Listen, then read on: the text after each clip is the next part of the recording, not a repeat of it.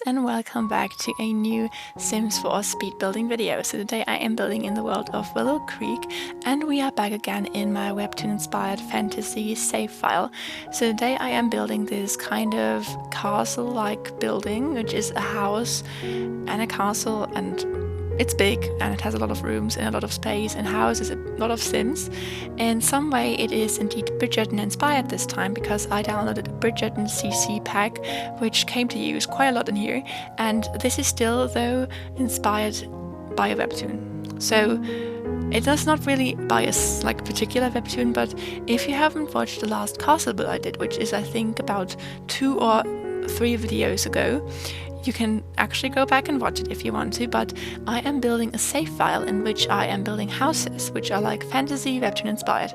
And what this means is basically a webtoon is a fantasy, not a fantasy, it's not necessarily fantasy, it can be any genre basically, but a webtoon is a webcomic basically, and there are a lot of webtoons which are kind of like fantasy and historically inspired, and I named these houses webtoon inspired because they are indeed historical homes. So they have a wash basin instead of a sink, and they have like old kind of looking furniture. Like I downloaded vintage furniture for this specifically, but they are not really accurate in terms of a specific time zone, and they are also heavily inspired by Pinterest pictures, which are usually pictures of buildings that are like fantasy buildings or like in-game battle maps, which is funny. I use a lot of in-game battle maps for my Sims houses, because if you ever have no clue how to lay out a lot, look up battle maps, and they are quite beautiful ones,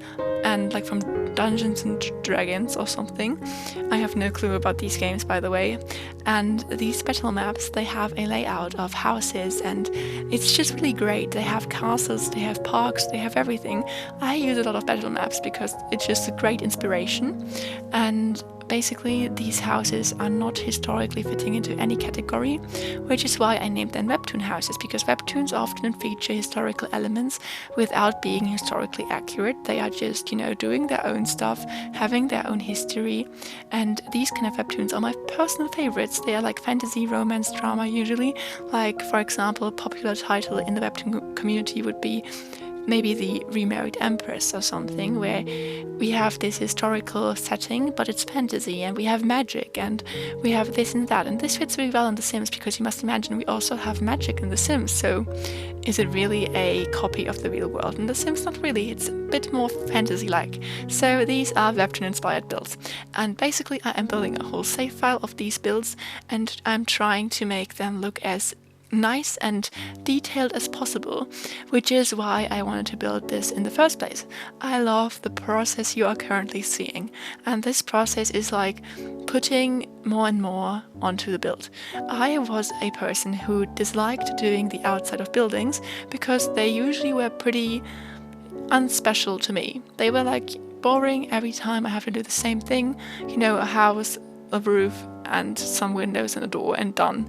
It was like so little variety. I had to imagine a whole storyline usually for this to make any difference. For example, I built a farm and built multiple houses, and still it just didn't seem like this exciting to me to do the outside. I always like to do the interior of these houses more than I like doing the exterior. But I decided, okay, I want to give myself a challenge, because I saw these beautiful pictures on Pinterest that I mentioned before. So I decided to try to build these houses, which is how I ended up here in this situation. And I just really love doing these outside houses and decorating them and putting on more and more stuff, and just, you know, figuring out where to put a column, where to make this look good, and how to make different heights work, because The Sims is not a game that easily makes you do different heights and let them, you know, work together. It's quite hard to make different heights work in The Sims, like our foundations. You can't put a foundation that is a different height right next to one that is a different one. Like, you just have to have, like, you have certain limitations in The Sims, which I try to, like, you know, try to work around, and it's really fun and makes a lot of fun, and it's just a great experience so far.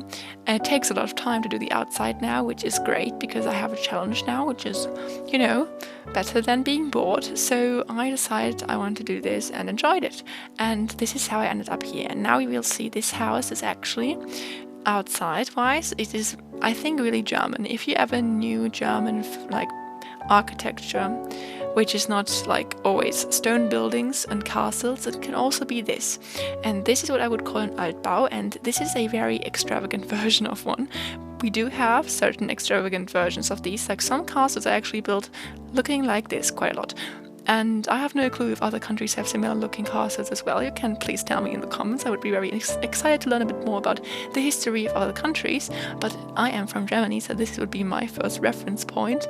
And we have a lot of these buildings that are like castle-like looking, but really, really big. And I just really wanted to, use this inspiration picture I had, first of all. But second of all, I tried to make something that resonated with my location. So yes, this is what I built. And now I'm pulling out furniture and decoration. And the reason for this is basically that I wanted to, first of all, sort out everything I want to put in this building. And second of all, I wanted to make it matching color-wise. So I really like to have a cohesive color theme because inside these buildings are not as exciting as outside. First of all, I said beforehand that I really liked doing the interior in other, houses, which were like modern houses. But these are historical houses. And this is by no means historically accurate, but if you know a thing about history, and even if it's fantasy, you would know that usually back in the day people didn't have their own type of style.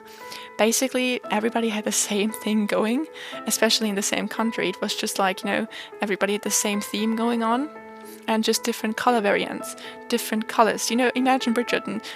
We don't really see different kinds of styles. The most, difference would be colors, for example, the Featheringtons and the Bridgertons. And second of all, maybe Cressida's home. You could see in the third season that it was really dark and moody, which is also a style I tried once before, and which is actually what I'm doing. So I said before, this is kind of Bridgerton inspired, which is by no means really the case. It's more likely I imagine the Featherings to be living here. And also we have a Bridgerton inspired CC pack, and this CC pack, I forgot the creator's name. It's in the description though, so you can check them out. It's so great, it's so cute. We have this little dinner plate things. You will see them in a second. We are doing the dining room now. We have little plates for this table, and it's so adorable because it's like a wedding set, and this wedding set is really detailed and intricate, and it's so cute with a little tower of glasses and presents, a wedding cake, a little table matching chairs and bar, and little macarons. It's so adorable. We also have a card, which you saw briefly a second ago. It's adorable. And this house, as I said, is inspired. I imagined the Featheringtons living here. And if you have no clue about Bridgerton, don't worry, I will explain to you gladly what I mean by that. So in this show, the Bridgerton family is blue. The Bridgertons have a blue theme going on for them, a lot of blue colors. But the Featheringtons, on the other hand, they have kind of new money, which is why they are a bit more extravagant and trying to flaunt everything they have, which is not that much in comparison to old money, but they have more extravaganza going on. They want to be seen and establish themselves in society, which is why they have these pops of citrus colors going on. This is the toned down version, in my opinion. I have not really put in that much color. It's more beige and yellowy, but because of the yellow, I just thought so much of the Featheringtons. I thought I would like to mention it because also I got this one CC pack, this Bridgerton inspired CC pack, which I used quite a lot. So moving on, we are now in the downstairs, and this part is the kitchen. And the kitchen is, once again, I imagined this to be a kitchen for the maids. So each of these historical buildings I do is trying to be historically accurate in the sense of who would have been in the kitchen. And once again, I'm referencing Bridgerton in this. You could see in the scene where Daphne and Anthony were trying to, have a warm glass of milk. that it would not work out because they didn't have a clue how to use the stove. They couldn't even turn on the stove in their own kitchen. So we have again servants' quarters in this house, which is also, because this is Webtoon inspired still, a great story point reference. So if you have a little, servants' quarter, you could also use it for a great storyline where you have a child born out of wedlock living in a storage unit. And this sounds really bad, but there are quite a few webtoons which have this storyline going for them, where the one child is kind of like, treated very badly because it was like born out of wedlock, or their mother died, or they were like the cousin, and now they live in this house with these people who hate them, and they have to take revenge because, for example, this one webtoon I read recently, it's like the evil dragon lives within or something like that. She takes revenge because they sacrificed her for like a dragon, and the dragon brings her back in time, and she decides to take revenge. Or not really, she's like a nice girl. You have to read it yourself. I can't really give away everything. So we have a servant's quarter for logic-wise it makes sense, and also if you want to tell a great story, this is where you do it. So now we are in the downstairs, and the kitchen is well done, and the servant's quarters as well, and now we are in the little library. I like to set up a library in these houses because it's just very accurate. The most part of the time would be spent reading, probably, if they were rich, because you have to educate yourself. And what did you do back in the day? You read a lot. Also entertainment, you don't have a TV, you don't have a phone, you can have a chit chat, you can knit maybe, but usually you would probably read a book. And I encourage you to do that as well, because I love books. I read a lot. That's the point. I didn't even I like to read webtoons. I also like to read traditional books. Another point which I tried to incorporate was I put in a lot of fireplaces, because back in the day you didn't really have a system in the house which warmed the house like nowadays. And they used to have fireplaces in every room to make the rooms warm, or they had a little vent system connected to a fireplace. But I imagine in a house this big with people this important, they are rich, obviously, they have a big house. A rich person, I would imagine, had their own little, fireplace in their room. And now we are onto the interior rooms, and you can see now we also already have a little theme going on in here. And if you know this lot in Willow Creek, you would know that this lot is originally where the goth house is, and the goths are a really well-known little family that the Sims put in the OG base game. And the goth family has a specific color scheme for each person in this family. So the parents, Bella Goth and Mortimer Goth, they have black and red going on. The whole house is black and red, basically. They are goth. It's gothic. And the daughter, I don't remember her name, but she is more pink and purple and fun, which is also incorporated in this house. She has a big room.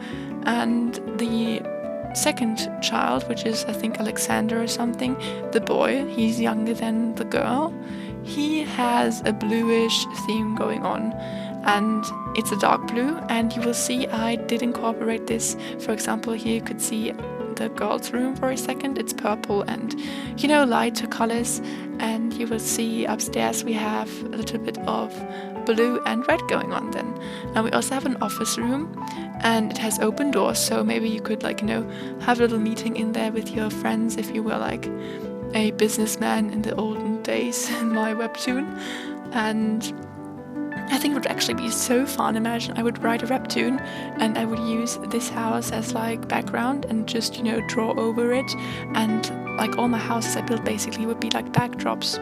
And yes, now we are on to the final touches, and I will actually now say my goodbyes, because we will be shortly going towards the end of the video. And I hope you enjoyed this video. I actually wanted to say thank you so much for all the support I've seen on my channel. Like, people watch my videos, which is crazy to me. I would never imagine that anybody would like to listen to this. So thank you so much for listening, basically, and being here, and it means a lot, and especially my 5 subscribers. Thank you to my 5 subscribers. I am more than delighted to have you here. So I would say see you next time, and have fun with the rest of the video. So bye bye. And so.